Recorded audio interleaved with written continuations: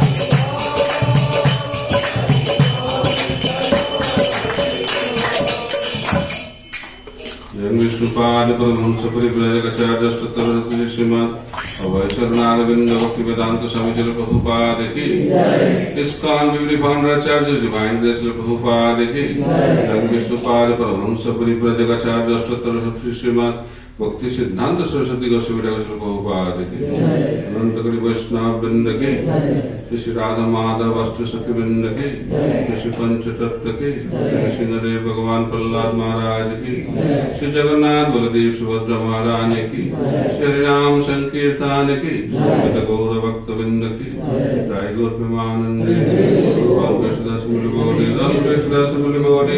all glories to the assembly bodies, all glories, all glories to Guru and Gauranga, all glories to Srila Prabhupada.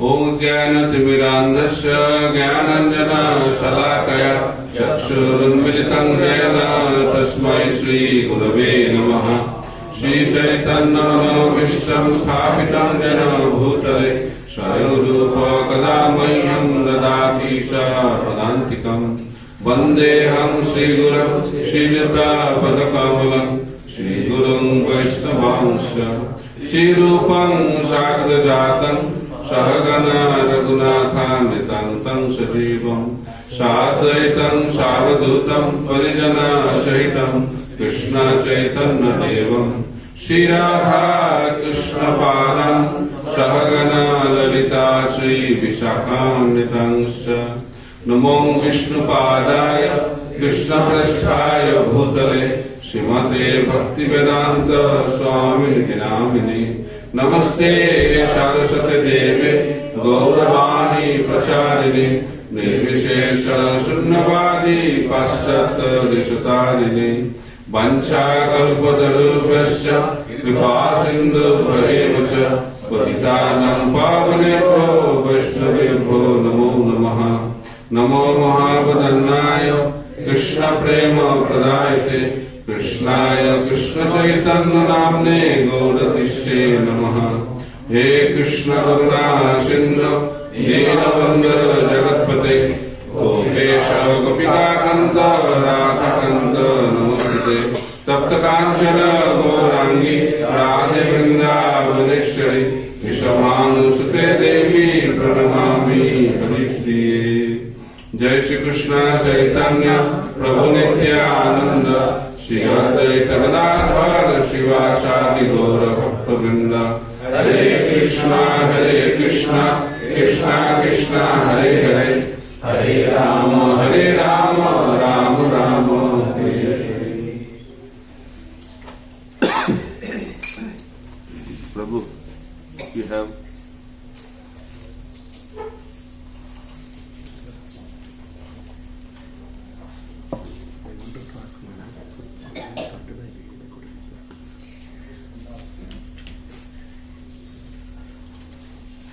Hare Krishna. Mukam karati vachalam pangulang haite giring Jaktipatamaham Bande Shri Gurung Dinatarinam Paramananda Madhavam Shri Chaitanya Isharam. Hare Krishna. Hare Krishna. Hare Krishna.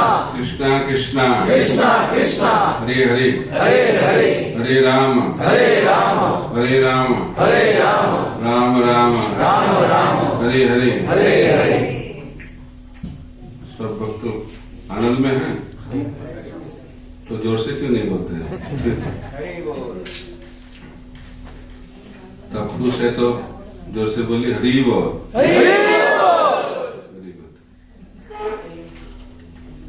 तो कितने भक्त उड़ीसा से हैं? उड़ीसा मैंने सुना बहुत भक्त उड़ीसा से अभी इस मंदिर में जुड़ गए हैं। गुजरात से,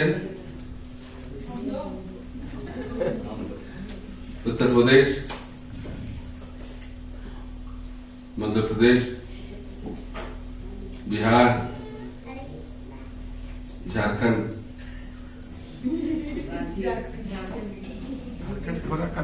राजस्थान, मुंबई, महाराष्ट्र। Very good. ठीक है, बहुत सारे जगह से हैं। बांग्लादेश,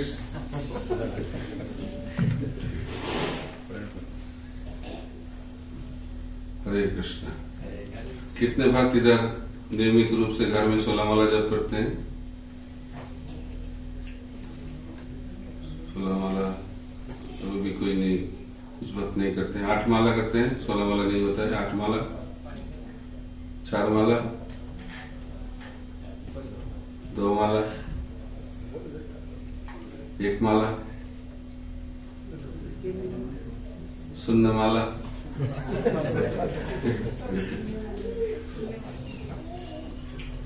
हरे कृष्णा। सभी भक्त का स्वागत है। तो आज मैंने सोचा अंग्रेजी में बताऊंगा, लेकिन इधर आके पता चल गया इधर हिंदी में क्लास होता है। तो टॉपिक जो भेजा था मैंने अंग्रेजी में भेजा था, हाउ टू एंटर वृंदावन धाम, धाम में, वृंदावन धाम में कैसे घुसना है। तो आप बोलेंगे तो हम तो घुस जाते हैं, फ्लाइट लेके, उसके बाद गाड़ी लेके घूम जाते हैं, लेकिन ऐसे घुस जाते हैं, लेकिन ऐसे वृंदावन में घुसना संभव नहीं है। भक्तिविनोद ठाकुर बताते हैं हम लोग धाम में जा सकते हैं, लेकिन धाम के अंदर घुसना, इसके लिए क्या होना चाहिए? योग्यता होनी चाहिए। तो अखुरुल जी वृंदावन गए थे, किधर से? मथुरा से। उसके बारे में विस्तार से श्रीमद् भागवत में बताया गया कैसे अखुरुल जी वृंदावन में प्रवेश किए। ठीक है, उसके बारे में हम लोग चर्चा करेंगे।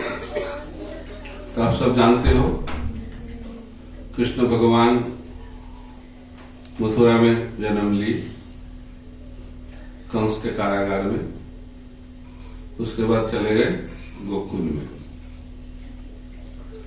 कंसों को पता चल गया कृष्ण का जन्म हुआ है, लेकिन उनको पता नहीं चल रहा किधर है। तो जब उनको पता चला बहुत सारे बच्चे जन्म लिए हैं गोकुल में, वृंदावन में, ब्रज में, तो उन्होंने क्या करते थे? बहुत सारे असुर भेजते थे। क्यों? कृष्ण को प्यार करने के लिए नहीं, मारने के लिए। तो कंस तो मामा है और कृष्ण भांजा है। तो मामा भांजा का संबंध प्यार का होना चाहिए, लेकिन इतना दुश्मनी क्यों? क्योंकि आकाशवाणी हुई थी जो देवकी के गर्भ में अष्टम गर्भ वो बनेगा उनकी मृत्यु का कारण। ये सुन के कंस क्या बन गया? कृष्ण भावनामृत बन गए। लेकिन असुर लोग भी कृष्ण भावनामृत होते हैं, लेकिन वो प्रतिकूल भाव से। जब कोई प्रतिकूल भाव से कृष्ण का चिंतन करते हैं उसको कहता है असुर, और जो अनुकूल भाव से कृष्ण का चिंतन करते हैं उसको कहते हैं भक्त। ठीक है, तो नारद मुनि बताते हैं जब असुर बहुत पावरफुल असुर होते हैं, उनका कृष्ण भावनामृत भक्त से भी ज्यादा होता है। नारद मुनि बताते हैं वो हमेशा कृष्ण चिंतन करते हैं। कंस क्या करते थे? हमेशा कृष्ण चिंतन में थे। क्यों? डर से। शिशुपाल जन्म के बाद बात नहीं निकलता था, लेकिन कृष्ण को गाली देते थे। 100% कृष्ण कॉन्शियस, लेकिन प्रतिकूल भाव। तो पूतना आई कृष्ण भगवान को मारने के लिए, तो भगवान उनको मार डाले, पूतना को।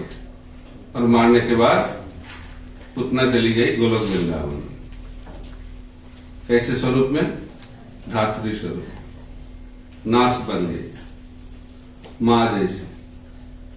तो लोग सोचते हैं पूतना बनना ही अच्छा है, इतना कष्ट करने का क्या जरूरत।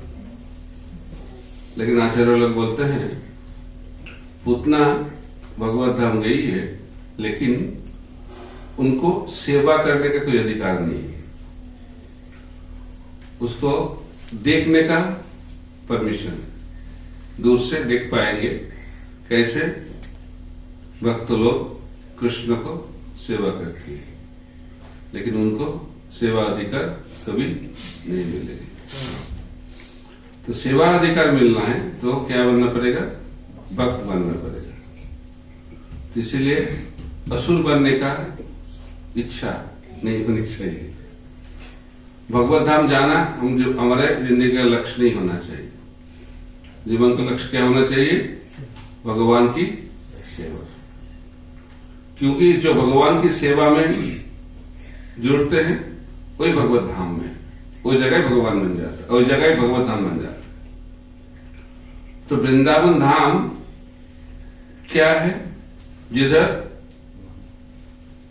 भक्त लोग 24 घंटा भगवान की सेवा में लगे रहते हैं, वही वृंदावन। तो कल हम चर्चा कर रहे थे 5 प्रकार के वृंदावन।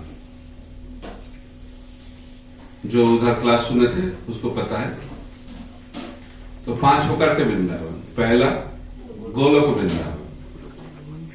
गोलोक वृंदावन किधर है, चिन्मय जगत में, वैकुंठ। वैकुंठ का सर्वश्रेष्ठ स्थान वही गोलोक वृंदावन, जिधर कृष्णचंद्र भगवान लीला विलास करते हैं। तो जब भगवान कृष्ण इस दुनिया में आते हैं तब उस वृंदावन को इधर लेके आते हैं। उसको क्या बोलते हैं, भौम वृंदावन। भौम वृंदावन का मतलब वृंदावन, लेकिन इस भौतिक जगत में। आज से 5000 साल पहले कृष्णचंद्र भगवान आए थे, किधर, भारत में, उत्तर प्रदेश में। दिल्ली से कितना किलोमीटर, 150 किलोमीटर होगा। उधर भगवान कृष्ण वृंदावन धाम को प्रकट किए थे, वो है भौम वृंदावन। ठीक है। तो कृष्ण भगवान कितने साल इस दुनिया में लीला किए हैं, 125 साल। 125 साल लीला करने के बाद कृष्ण भगवान किधर चले गए, गोलोक चले गए। गोलोक चले गए, इधर नहीं रहे, चले गए, तो अप्रकट हो गए। लेकिन वृंदावन धाम को इधर छोड़ के गए। तो जो वृंदावन हम लोग अभी जाते हैं वो हुआ तीसरे प्रकार का वृंदावन। समझ में आ गया। लोग बोले दूसरा तीसरे का अंतर क्या है।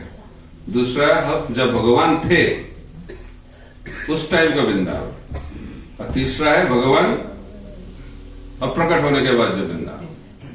ये दोनों का अंतर है। और चौथा बताया गया है जिधर भगवान का शुद्ध भक्त रहते हैं, भक्त नहीं, शुद्ध भक्त, वो जगह वृंदावन बन जाता है। भक्ति विनोद ठाकुर बताते हैं, जिदिनो गृह भजनो देखी गृह ते गोलोक भाई।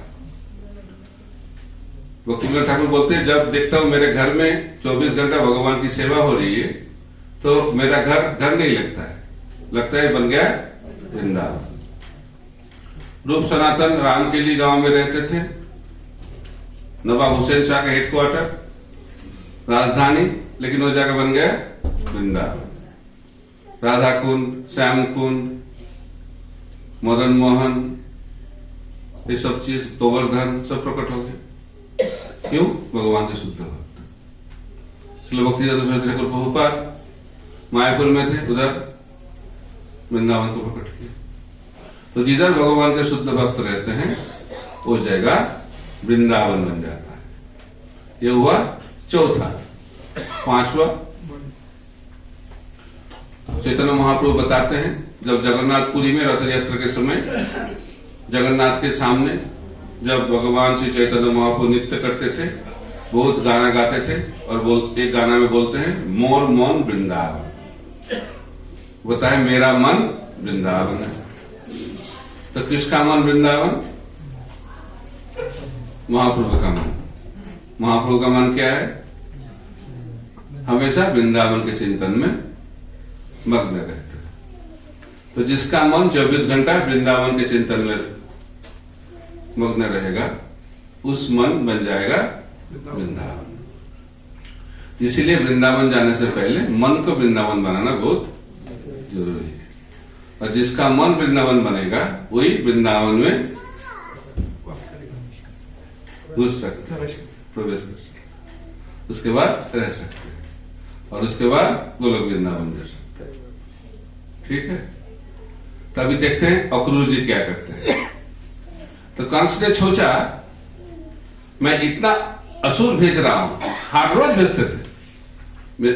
भागवत में तो कुछ असुरों का नाम है, ये बताया गया हर रोज 2-3 असुर भेजते थे। और सब असुर का नाम लिखेंगे तो उसके लिए अलग भागवत लिखना पड़ता था। इसीलिए जो मेन माफिया, जो मेन थे, उसका नाम है। न्यूज़पेपर में सबका नाम नहीं आता है ना, जो मेन लोग होते हैं उसका नाम आता है। हमारे भी सर्विस लिस्ट में किसका नाम आता है? जिसका इंचार्ज लोगों का नाम आता है, सबका नाम नहीं आता है। फेमस बनना है तो कुछ एक्स्ट्राऑर्डिनरी चीज करना पड़ता है। नॉर्मल रहोगे, ऑर्डिनरी रहोगे तो आपका नाम नहीं आएगा। तो इसलिए ये सब असुर बहुत स्पेशल थे। पूतना पीएचडी किए थे किसमें?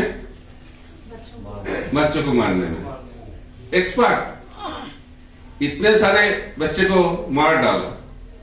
और उनका साइज पता है? साइज लंबा कितना? 8 मील, ओनली 8 माइल्स लंबा। लेकिन जब आए थे तो बहुत सुंदर, सड़क से आ गया लगता है, अप्सरा आ गई और सब उनको एंट्री दे रहे, वीआईपी एंट्री। लेकिन उनका स्वरूप कब प्रकट हुआ? जब उनकी जिंदगी में कठिनाई आए। तो इसीलिए किसी का स्वरूप को पता करना है तो कठिनाई में पता चलेगा। इसलिए शादी से पहले अलग स्वरूप होता है, शादी के बाद अलग स्वरूप बदल जाता है। ये हम लोग देखे हैं। तो पूतना जब आई थी मरने के लिए वो अलग स्वरूप में, लेकिन जब कृष्ण उनको मार डाला स्वरूप बदल गई, है ना? क्यों? यही जिंदगी का नियम है। तो इसीलिए पुतना बहुत स्पेशल राक्षसी थी। तो कंस ने सोचा इतने सारे असुर को मैं भेज रहा हूं और कृष्ण क्या कर रहा है? आसानी से उनको मार डाल रहा है। तो कंस ने सोचा वो जंगल में रहता है ना, बहुत पावरफुल है, इसलिए तो उनको जंगल में मारना बहुत मुश्किल है। तो क्या करना पड़ेगा? स्ट्रैटेजी बदल रहे हो। उन्होंने सोचा मेरा स्ट्रैटेजी असुर को भेजना जंगल में ये ठीक नहीं है। तो उन्होंने सोचा अभी क्या करना पड़ेगा? कृष्ण को जंगल से शहर में लेकर आना पड़ेगा, मथुरा में लेकर आना पड़ेगा। तो इसलिए एक उन्होंने उत्सव का आयोजन किए। उसको कहते हैं क्या उत्सव? धनुर्जय। तो बाकी सब लोगों को बुलाया, बहुत सारे लोगों को बुलाया, और उसके साथ साथ स्पेशल इनविटेशन भेजा किसके लिए? ब्रजवासी लोगों के लिए और कृष्ण बलराम के लिए। ताकि कृष्ण बलराम को ले आने के लिए किसको भेजना है वो भी बहुत स्ट्रैटेजिक उन्होंने चिंतन किए। क्या इसको भेजना चाहिए? अक्रूर जी को भेजना चाहिए, क्योंकि अक्रूर जी उनका इमेज बहुत बढ़िया है। मथुरा में रहते हैं लेकिन उनका क्लीन इमेज है, इसलिए उनको भेजेंगे तो कोई लोग शंका नहीं करेगा। देखिए कितना बुद्धि है असुर लोगों का बुद्धि भी बहुत बढ़िया रहता है। तो अक्रूर जी जब सुने, अक्रूर जी को एक नया रथ भी मिला जाने के लिए, नया car, brand new latest model उनको दिया गया और बताया गया आप जाइए और कृष्ण बलराम को गोकुल से, गोकुल ने वो तब थे नंदगांव में, नंदगांव से मथुरा लेके आइए। तो अक्रूर जी जब इस आदेश को प्राप्त किया तब उनको क्या अनुभूति हुई उसके बारे में विस्तार से श्रीमद् भागवत में चर्चा किया गया। तो जब अक्रूर जी ये आदेश को प्राप्त किए तो उनको लगा मैं योग्य नहीं हूं, मैं अयोग्य हूं वृंदावन जाने के लिए। तो पहला योग्यता क्या वृंदावन जाने के लिए? हम लोगों को अयोग्य मानना चाहिए, अनक्वालिफाइड। तो first qualification is we are unqualified. ये पहला क्वालिफिकेशन, ठीक है। ऐसे हम लोगों को सोचना नहीं चाहिए ओ मैं बहुत क्वालिफाइड हूं, मैं शुद्ध भक्त बन गया तभी मैं वृंदावन जा सकता हूं। एक बार मैं क्लास दे रहा था और मैं पूछा था इधर कौन कौन शुद्ध भक्त हैं, तो कुछ भक्त हाथ उठा दिए। मेरे को अच्छा लगा लेकिन मेरे को दुख भी लगा। जो शुद्ध भक्त थे कोई हाथ उठाता है क्या? मैं शुद्ध भक्त हूं। जो शुद्ध भक्त नहीं है वो हाथ उठाता है। तो मैंने बोला शुद्ध भक्त का मतलब पता है आपको? 24 घंटा भगवान के चिंतन में रहना चाहिए। आप लोग रहते हो? हाँ, देखिए बोला बहुत बढ़िया। मैंने उनको पिक्चर लेना चाहिए बोला। तो लोगों को पता ही नहीं शुद्ध भक्त का लक्षण क्या है, लेकिन सोचते हैं मैं शुद्ध भक्त बन गया। लेकिन जो शुद्ध भक्त होते हैं वो सोचते हैं मैं भक्त नहीं बन पाया, और जो कनिष्ठ भक्त हैं वो सोचते हैं मैं शुद्ध भक्त हूं, बाकी सब माया में है। क्यों? कनिष्ठ भक्त खुद माया में है, इसलिए वो सोचते सब लोग माया में है। और उत्तम भक्त महान भक्त है, इसलिए सोचते सब लोग भक्त बन गए। अंग्रेजी में बोलते हैं beauty lies in the eyes of the beholder. जैसे हमारा चेतना, जैसे अपना हमारा हृदय रहेगा, उस भाव से हम लोग देखेंगे। तो ऊपर जी बोलते हैं जो चोर है वो सबको चोर देखेगा, और जो साधु है वो सबको साधु के स्वरूप में देखेगा। तो अक्रूर जी सोचा मैं योग्य नहीं हूं, अनक्वालिफाइड हूं। तो ये बहुत इंपॉर्टेंट चीज है। जब श्रील प्रभुपाद जी को अभय चरण को निर्देश मिला उनके गुरु से विदेश में प्रचार करने का, उन्होंने सोचा मैं अयोग्य हूं। ये बहुत जरूरी है। चैतन्य महाप्रभु तो बोलते हैं शिष्य का लक्षण क्या है? मूर्ख। उनको सोचना चाहिए मैं मूर्ख हूं। महाप्रभु ने बताया जब प्रकाशानंद सरस्वती और बाकी जो सन्यासी लोग उनको बताए महाप्रभु को, आप सन्यासी हो, आपको वेदांत अध्ययन करना चाहिए, शास्त्र अध्ययन करना चाहिए। वो तो आप नहीं करते हो, हमारे साथ संग भी नहीं करते हो, हमारे संप्रदाय में सन्यास लिए। आप क्या करते हो? नाचते हो, गाते हो, और घर में नहीं, बाहर रास्ते में अकेला नहीं, हजारों हजारों भक्तों के साथ कर रहे हो। ये क्या सन्यासी का आचरण है? तो महाप्रभु ने बताया मेरा गुरु मेरे को बताया मैं मूर्ख हूं और मेरा वेदांत अध्ययन का कोई अधिकार नहीं है, इसलिए मेरे को वेदांत नहीं दिया गया। तो मेरे को क्या दिया गया? एक मंत्र दिया गया, और पता नहीं कैसा मंत्र मेरा गुरुदेव ने मेरे को दिया। किबा मंत्र दिला गोसाई किबा तार बल जपिते जपिते मंत्र कोरिला पागल। महाप्रभु बोल रहे ऐसा मंत्र दिया, मैं जब करता हूं मैं पागल हो जाता हूं। और कोई पागल हो जाएगा तो क्या करते हैं, उनको पता चलता है क्या? महाप्रभु बोले मेरे को पता नहीं, मैं नृत्य करता हूं ना क्या करता हूं, पता ही नहीं चलता है मेरे को मैं क्या करूं। लेकिन महाप्रभु ने सिखाया स्वयं भगवान है, वो मूर्ख है क्या? महाप्रभु सब कुछ जानता है, स्वयं भगवान है, लेकिन गुरुदेव के सामने क्या सोच रहे? मैं मूर्ख हूं। ये भाव होना चाहिए। इसलिए हम लोगों को कुछ सीखना है तो हम लोगों को ये भाव होना चाहिए मैं जानता नहीं हूं। जो जानते हैं उसको कभी कुछ पता नहीं चलेगा। दो दोस्त ने गया एक म्यूजिक टीचर के पास सीखने के लिए म्यूजिक। तो पहला जो दोस्त उनको पूछा गया, टीचर ने पूछा आप कुछ जानते हो क्या म्यूजिक के बारे में? उन्होंने बोला कुछ नहीं जानता हूं। तो टीचर ने बताया आपको 6 महीने लगेगा सीखने में। तो दूसरा दोस्त को बुलाया गया, उनको भी पूछा गया आप जानते हो क्या म्यूजिक? हाँ बहुत सारे चीज जानता हूं। लिस्ट दे दिया टीचर को। टीचर ने बोला आपको 1 साल लगेगा। बहुत दुखी हो गए। बोले मेरा दोस्त कुछ नहीं जानता, 6 महीना में इतना कुछ जानता हूँ, 1 साल ये क्या चल रहा है, थोड़ा बताइए तो। उन्होंने बोला 6 महीने लगेगा आपको भुलाने के लिए और 6 महीना लगेगा सिखाने के लिए। इसलिए जो जानता है उसको जानना बहुत मुश्किल है। एक बार मैं क्लास दे रहा था, भगवत गीता के ऊपर नए लोग आए तो मैंने पूछा आप लोगों को भगवत गीता पता है क्या? हाँ, सब ने हाथ उठाया। तो मैंने एक को पूछा बताइए तो भगवत गीता का जो 19 चैप्टर में भगवान क्या बताते हैं 19 अध्याय में। तो उन्होंने ऐसा ऐसा करने लगा। मैंने भूल गया महाराज, तुमको पता ही नहीं भगवत गीता में 19वां अध्याय नहीं है, लेकिन भगवत गीता जानते हैं। ऐसा हाल है हमारा। तो इसीलिए जो जानते हैं उसको जानना बहुत मुश्किल होता है। इसलिए गुरुदेव के पास जाके हम लोगों को गुरुदेव को इम्प्रेस करने का जरूरत नहीं है। मैं जानता हूं। भगवान इसमें बहुत दुखी होते हैं। इसीलिए शिष्य का पहला योग्यता क्या है? विनम्रता। चैतन्य महाप्रभु बोलते हैं विनम्र होना चाहिए। तो आप बोलेंगे ओ तभी तो क्या है, हम तो अनक्वालिफाइड हूं, मैं क्या कर सकता हूं। लेकिन दूसरा क्वालिफिकेशन क्या है? होप को क्या बोलोगे अंग्रेजी में? आशा। लेकिन आशा को नहीं छोड़ना चाहिए। आशा क्यों? क्योंकि मैं अयोग्य हूं, लेकिन मेरा आशा है।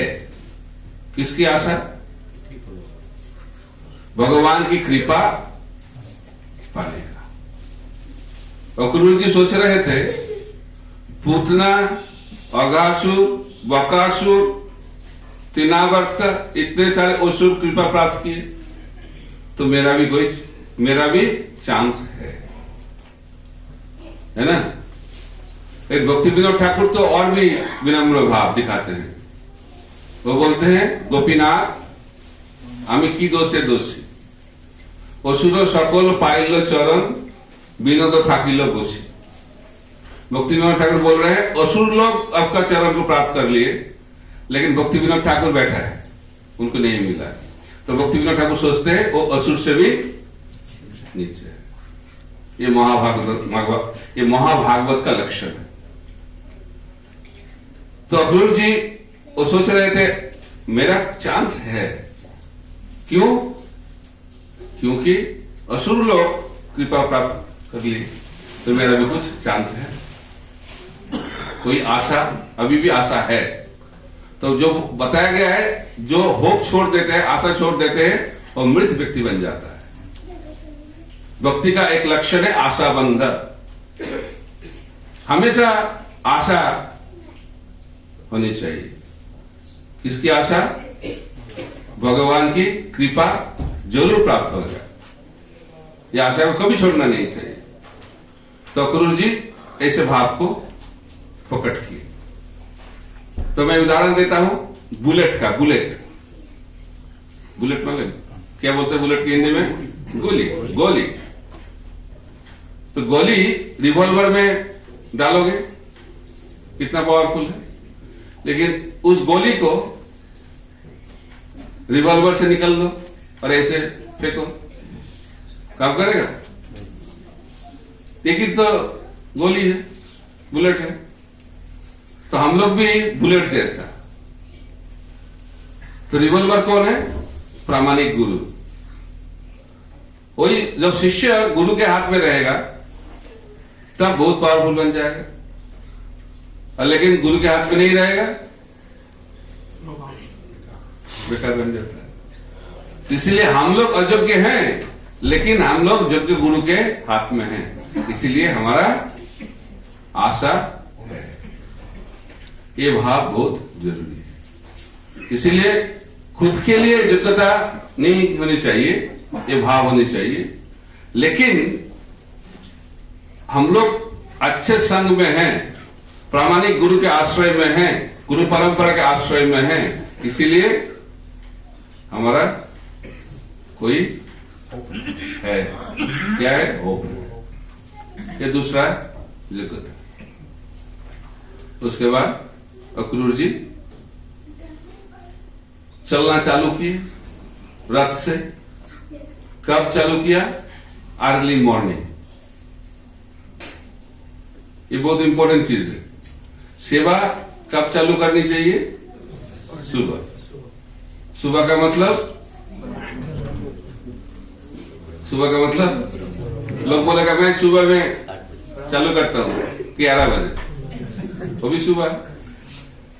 कितने बजे होना चाहिए? ब्रह्म मुहूर्त में, सूर्योदय के पहले। शुभ कार्य सूर्योदय से पहले करना बहुत शुभ है। इसीलिए हम लोग मंगल आरती करते हैं सूर्योदय से पहले, जपा कर लेते हैं सूर्योदय से पहले। सब कुछ सूर्योदय से पहले करेंगे तो क्या ब्रह्म मुहूर्त में जो कार्य हम लोग करते हैं बहुत पावरफुल होता है। तो अक्रूर जी भी रथ के ऊपर बैठ के निकले। किधर से? मथुरा से। किधर जाना है? नंदगांव। कितना दूर है? ज्यादा दूर नहीं। लेकिन उनको कब पहुंचे? शाम को पहुंचे। शाम अर्ली मॉर्निंग चालू किए, पहुंचे कब? शाम को। कितना घंटा लग गया? 12 घंटा। और पैदल भी नहीं जा रहे थे, ब्रजमंडल परिक्रमा नहीं कर रहे थे, रथ में जा रहे थे, ब्रांड न्यू लेटेस्ट मॉडल। इतना टाइम क्यों लगा? बताते हैं अक्रूर जी कृष्ण, बलराम और वृंदावन धाम के चिंतन में मग्न थे। यह है तीसरा क्वालिफिकेशन, योग्यता। वृंदावन में प्रवेश करना है तो कृष्ण चिंतन में मग्न होना चाहिए, मन को कृष्ण चिंतन में लगाना चाहिए। अभी मन किसका चिंतन करता है? विषय का, भोगने का। धैर्य विषयान पुंसो संगस्ते सुपजायते संगत संजायते कामो कामात् क्रोध विजायते क्रोधात् भवति सम्मोह सम्मोह सिद्धि विक्रम सिद्धि वंशात् बुद्धि नाश बुद्धि नाशात् प्रणश्यति। तो मन को पीएचडी प्राप्त हो गया है। कौन सा सब्जेक्ट में? विषय को भोगने में। बहुत दिनों से हम लोग अभ्यास किए, साधन किए। कितने दिन से? अनादि काल से। सिंस टाइम इमेमोरियल हम लोग अभ्यास कर रहे हैं, और करने के बाद हम लोगों को अभी सिद्धि प्राप्त हो गई। किसमें? भोगने में। इसलिए हम लोगों को कोशिश नहीं करना पड़ता है। मैग्नेट जैसा विषय के साथ इंद्रिय का संबंध कैसा है? लोहे और मैग्नेट, चुंबक जैसे आकर्षित होते हैं, ऐसे हम लोग आकर्षित होते हैं। तो लेकिन मन को अभी किधर लगाना है? कृष्ण चिंतन में। कृष्ण चिंतन में मन को नहीं लगाओगे तो क्या होगा? अलग से चिंता मन में रहेगा। इस दुनिया में हमेशा हम लोग चिंता करते हैं। किसके बारे में चिंता करते हैं? हमारे बारे में। हम लोग का क्या होगा, क्या होगा, क्या होगा। गीता पढ़ने के बाद भी चिंता करते हैं। गीता में भगवान कृष्ण क्या बताया? क्या होने वाला है? जातस्य ध्रुवं मृत्युर ध्रुवं जन्म मृत्युस्य। जिसका जन्म हुआ है उसका क्या होने वाला है? मृत्यु होने वाली है। और जिसको मृत्यु हो गई उसको क्या होने वाला है? जन्म। फिर भी चिंता। लोग बोलते ठीक है, जन्म हुआ है, मृत्यु हो गया, मृत्यु होएगा, उसके बीच में क्या होगा? चिंता। यही हमारी जिंदगी है। तो चिंता और उसके बाद चीता। ये बताया मैंने, चिता चिंता, ये दोनों एक ही काम करता है। क्या काम? जलाता है। चिता किसको जलाती है? शरीर को। कौन सा शरीर को? मृत शरीर को। चिंता किसको जलाती है? जीवित शरीर को। अभी चिता मृत शरीर को कितनी बार जलाती है? एक बार।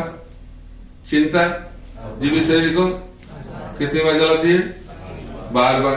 कौन सा अच्छा है? चिता। एक बार। लोग सोचते हैं जल गया मतलब खत्म हो गया।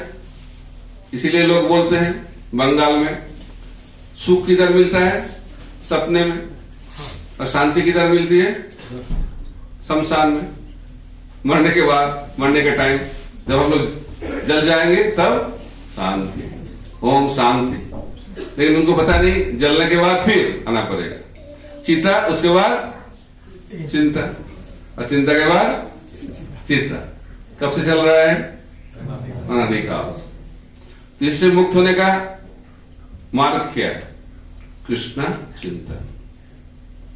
इसलिए इस चक्कर से निकलना है तो कृष्ण चिंतन करना बहुत जरूरी है।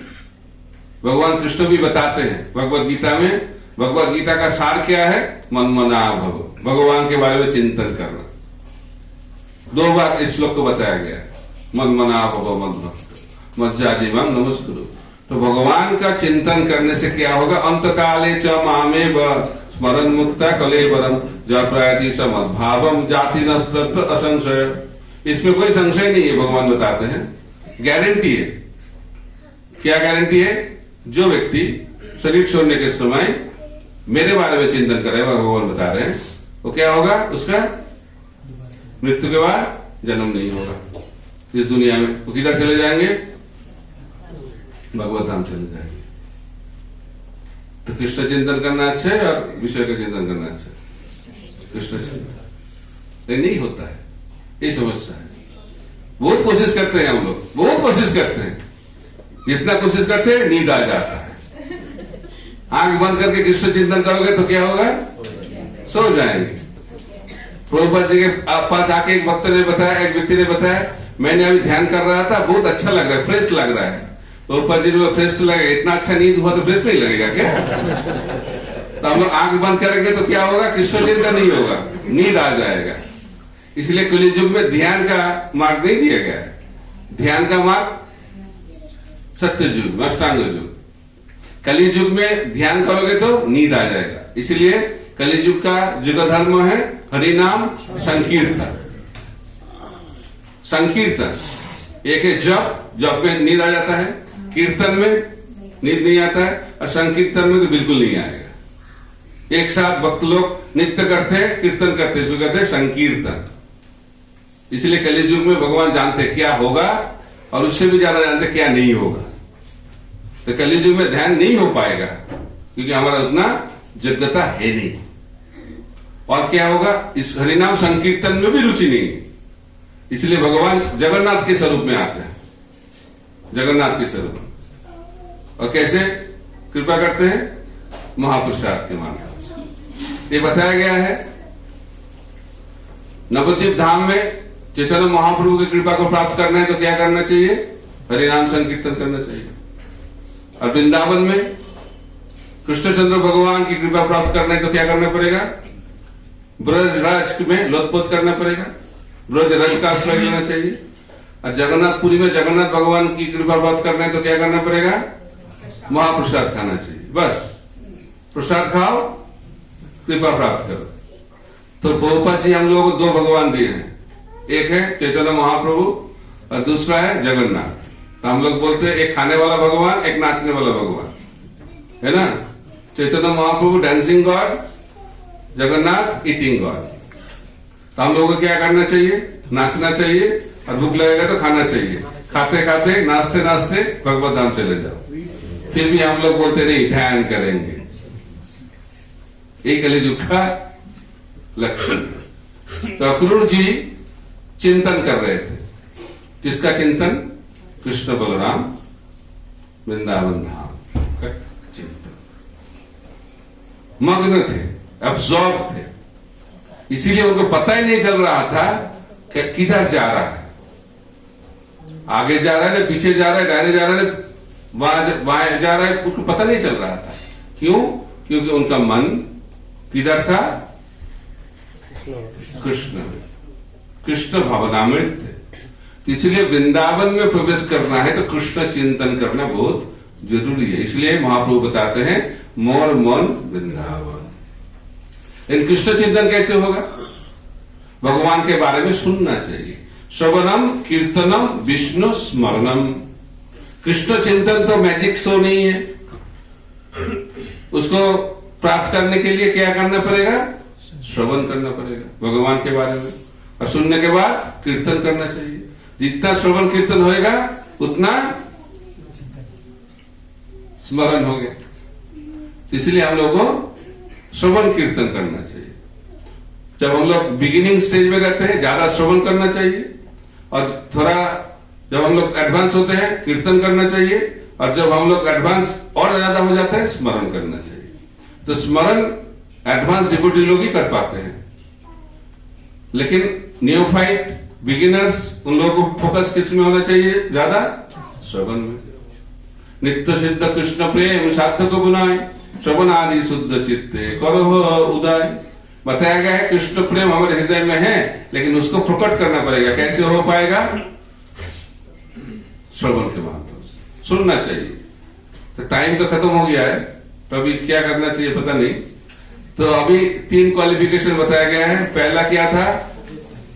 अयोग्य, वो अयोग्य है। तो पहला अनक्वालिफाइड, दूसरा होप आशा, तीसरा चिंतन कृष्ण चिंतन एब्जॉर्प्शन। अभी उसके बाद और 3 है, और 3 के बारे में कब चर्चा करेंगे? बाद में। अभी तो टाइम हो गया, अभी ओपनिंग हुआ नहीं, 9 तो बज गया फिर भी ठीक है। तो जब अक्रूर जी वृंदावन के बॉर्डर में पहुंच गए, इमिग्रेशन चेक जब चालू हुआ ठीक है, वृंदावन बॉर्डर में, तो उन्होंने रथ से उतर गए। He jumped out of the chariot, बताया गया अंग्रेजी में, तुरंत। इसीलिए वृंदावन में हम लोग रथ के माध्यम से प्रवेश नहीं कर पाते हैं। कैसे होगा वो सिखा रहा है अक्रूर जी। तो उन्होंने जब पहुंच गया बॉर्डर में, तुरंत उन्होंने रथ से उतर गए। उतर के क्या किया? उन्होंने ब्रज रज में लोटपोत करना चालू किया। Started rolling on the dust of Vrindavan. यही है वृंदावन में प्रवेश करने का तरीका। तो इसके माध्यम से अक्रूर जी 3 गुणों को प्रकट कर रहे हैं। पहला, वो अहंकार से मुक्त हो गया है। दूसरा, भय से मुक्त हो गया है। और लैमेंटेशन को क्या बोलोगे हिंदी में? शोक से मुक्त हो गया है। तो शोक, उसके बाद भय, अहंकार। तो वृंदावन में प्रवेश करना है तो इस 3 को छोड़ना चाहिए।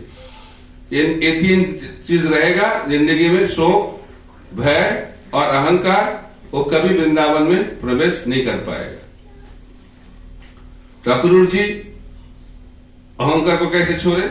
उन्होंने ऐसा नहीं सोचा मैं रॉयल फैमिली से हूं, राज परिवार से हूं, ये सब गांव के लोग, ऐसा भाव नहीं। उन्होंने इस चीज को पूर्ण रूप से त्याग दिया। रथ त्यागने के माध्यम से उन्होंने अहंकार को पूर्ण रूप से त्याग दिया। इसीलिए हम लोगों को अहंकार से मुक्त होना चाहिए। अंग्रेजी में अहंकार को बोलते ईगो। ईगो बहुत बड़ा चीज है। तो हम लोग इस दुनिया में ईगो के माध्यम से कार्य करते हैं, है ना? ईगो से कैसे मुक्त होंगे उसके बारे में मैं पूरा एक सेमिनार देता हूं, अहंकार से कैसे मुक्त होना है। लेकिन आज टाइम तो बहुत कम है। ई जी और छोटा सा मैं बताता हूं। ई का मतलब एंगेज इन मेनियल सर्विसेज। जी का मतलब गिव क्रेडिट टू अदर्स, और उसके बाद ओ ऑफर रिस्पेक्ट टू एवरीवन। इसके माध्यम से, इस 3 चीजों के माध्यम से, ई का मतलब फर्स्ट मेनियल सर्विस, क्या है उसका? नगण्य सेवा में हम लोगों को जुड़ना चाहिए, झाड़ू देना चाहिए, सफाई करना चाहिए, सब सेवा में हम लोगों को नियुक्त होना चाहिए। पहला। उसके बाद जो हम करते हैं उसका क्रेडिट नहीं लेना चाहिए, क्रेडिट बाकी को दे देना चाहिए। क्रेडिट का हिंदी क्या होगा? श्रेय। और किसी को दे देना चाहिए, खुद के पास नहीं रखना चाहिए। इस दुनिया में हम लोग श्रेय देते हैं? नहीं देते हैं। श्रेय लेते हैं और क्या देते हैं? ब्लेम। ब्लेम का मतलब आरोप। कोई गलती करेगा, कौन किया? उन्होंने किया। अच्छा कौन किया? मैं किया। इससे वृंदावन प्रवेश नहीं हो पाएगा, उल्टा करना पड़ेगा। कोई गलती होगा तो मैंने किया, अच्छा किया उन्होंने किया, ये भाव जब आएगा तब हम लोग अहंकार से मुक्त हो पाएंगे। Give credit to others. और हम लोग को सम्मान देना चाहिए। सम्मान देना, भक्ति का मतलब झुकना सीखना। दक्षिण भारत में जब मंदिर में हम लोग प्रवेश करते हैं, मंदिर का जो दरवाजा है बहुत नीचा है, इसलिए क्यों? ताकि सर झुका के मंदिर में घुस। तो मंदिर में जब हम जाते हैं मस्तक नीचा होना चाहिए। ये भी एक तपस्या है, शरीर का जो तपस्या बताया गया है भगवत गीता में, कृष्ण भगवान बताते हैं अर्जुन को। तो शरीर का तपस्या क्या है? झुकना, प्रणाम करना, प्रणाम करना चाहिए। इसलिए सम्मान देना भक्ति का लक्षण है। अमानिना मान देना। लेकिन इस दुनिया में हम लोग सम्मान देना नहीं चाहते हैं, लेकिन सम्मान लेना चाहते हैं। उल्टा करना पड़ेगा। तो प्रभुपाद जी बताते हैं सुंदर रूप से, कनिष्ठ अधिकारी कौन है? वो दोनों को सम्मान देते, दो व्यक्ति को, भगवान को और गुरुदेव को, और किसी को सम्मान नहीं देते, क्योंकि और तो कोई है नहीं सम्मान प्राप्त करने के लिए। तो इसलिए दो व्यक्ति को सम्मान देते हैं। मध्यम अधिकारी किसको सम्मान देते हैं? सबको सम्मान देते हैं। भगवान को देते हैं, भक्त को देते हैं, सबको सम्मान देते हैं। और उसके बाद उत्तम अधिकारी समस्त जीवों को सम्मान देते हैं। ये 3 लेवल में भक्त है। इसलिए सम्मान देना बहुत जरूरी है। मन में अहंकार है फिर भी सम्मान देना सीखना चाहिए। इसलिए हम लोग सुबह वैष्णव प्रणाम करते हैं। वांछाकल्पतरुभ्यश्च कृपा सिंधुभ्यैव च पतितानां पावनेभ्यो वैष्णवेभ्यो नमो नमः। इसलिए वैष्णव प्रणाम करना चाहिए। सन्यासी को देख के प्रणाम करना चाहिए। गुरु को जितने बार देखोगे उतने बार प्रणाम करना चाहिए। प्रणाम करना बहुत जरूरी है, क्योंकि इसके माध्यम से चेतना बदलती है। अहंकार से हम लोग मुक्त होते हैं। तो ये हुआ पहला, अहंकार से मुक्त होना चाहिए। तो अक्रूर जी रथ से निकल के ब्रजराज में लोटपुट किए, उसके माध्यम से अहंकार से पूर्ण रूप से मुक्त हो गए। और उसके बाद भय, उसको ये भय नहीं लगा, ओ अभी पता चल गया कि उसको मैं कृष्ण के साथ संबंध बना रहा हूं तो मेरा परिवार का खत्म कर देगा, ऐसा नहीं सोच रहा है। वो भय से पूर्ण रूप से मुक्त है। तो अभय होना पड़ेगा। वृंदावन में प्रवेश करना है तो भय से पूर्ण रूप से मुक्त होना चाहिए। और कौन भक्त पूर्ण रूप से भय से मुक्त हो सकता है? जो व्यक्ति, जो भक्त भगवान के चरण में पूर्ण रूप से समर्पित है, वो व्यक्ति भय से मुक्त हो सकता है। इस दुनिया में हम लोग भगवान के चरण में समर्पित नहीं है, इसीलिए क्या लगता है? डर लगता है। क्या होगा, क्या होगा, क्या होगा? और सबसे बड़ा भय क्या है? मरने का भय। हम लोग जानते हैं मरना पड़ेगा, फिर भी उससे डर। क्यों डरते हैं हम लोग? क्योंकि हम लोग को पता नहीं। अज्ञान के कारण डर। भय का कारण क्या? अज्ञान। हम लोग जान नहीं पाते क्या होने वाला है। अंधकार में डर लगता है, क्यों? दिख नहीं पाते। उजाला में डर नहीं लगता, क्यों? हम लोग देख पाते हैं। हम लोग मृत्यु से डरते क्यों है? हम लोग को पता नहीं मृत्यु क्या है और मृत्यु के बाद क्या होने वाला है, ये जानता नहीं है, इसलिए डर लगता है। लेकिन भक्त जानता है। क्या जानता है? अंत काले च मामे स्मरण मुक्त कले, वो जानते हैं। ऊपर जी बोलते हैं भक्त के लिए जीना और मरना दोनों एक है। जब जीते हैं इस दुनिया में भगवान की सेवा करते हैं, और जब शरीर छोड़ते हैं भगवत धाम जाके क्या करते हैं? सेवा करते हैं। कोई अंतर नहीं है। इसलिए भक्त को जीना और मरना इसमें कोई मतलब नहीं। उनको किससे मतलब? भगवान की सेवा। ऐसी स्थिति में भक्त पूर्ण रूप से भय से मुक्त हो पाता है। और एक चीज बताया गया, जब हम लोग कृष्ण चिंतन करते हैं हम लोग डर से, भय से पूर्ण रूप से मुक्त हो जाता है। जैसे प्रहलाद महाराज चिंतन करते थे, कृष्ण चिंतन, इसलिए कुछ चीज में डर नहीं था। हरिदास ठाकुर हमेशा कृष्ण चिंतन, कृष्ण नाम लेते थे, इसलिए कोई भय डर नहीं है। लेकिन हम लोग ठीक से कृष्ण चिंतन नहीं करते हैं, भगवान का नाम ठीक से नहीं लेते हैं, इसलिए क्या होगा, क्या होगा, क्या होगा। ऐसे भय से कभी वृंदावन में प्रवेश नहीं हो पाएगा। और तीसरा शोक। हम लोग को ये सोच रहे हो मैं चला जाऊंगा तो मेरा परिवार का क्या होगा, कौन देखभाल करेगा, ये सब करोगे तो वृंदावन संभव नहीं है। परीक्षित महाराज को श्राप मिला, उन्होंने ऐसा नहीं सोचा हो मेरा जो अभी राज है वो कौन संभालेगा, मेरे परिवार को कौन देखेगा, ये नहीं सोचा, तुरंत निकल पड़े। इसीलिए शोक से मुक्त होना बहुत जरूरी है। तो शोक रहेगा, शोक करोगे तो भगवत धाम वृंदावन धाम में प्रवेश संभव नहीं है। तो अक्रूर जी अहंकार से, भय से और शोक से पूर्ण रूप से मुक्त हो गए थे, इसीलिए उन्होंने वृंदावन में प्रवेश करने का अधिकार को प्राप्त किया। हम लोग भी अक्रूर जी के पद चिन्ह में चलेंगे और इस गुणों को जिंदगी में अपनाएंगे, तब क्या होगा, हम लोग भी वृंदावन में प्रवेश कर पाएंगे और कृष्ण बलराम का दर्शन प्राप्त कर पाएंगे। हरे कृष्णा कृष्णा कृष्णा हरे हरे, हरे राम राम राम हरे हरे। वृंदावन धाम की जय, कृष्णचंद्र भगवान की जय, श्री हरिनाम संकीर्तन की जय। निताय गौर प्रेमानंदे हरि हरि बोल। कुछ प्रश्न है तो पूछ सकते हैं, 5 मिनट। कुछ प्रश्न है? अभी रिकॉर्डिंग बंद कर दीजिए।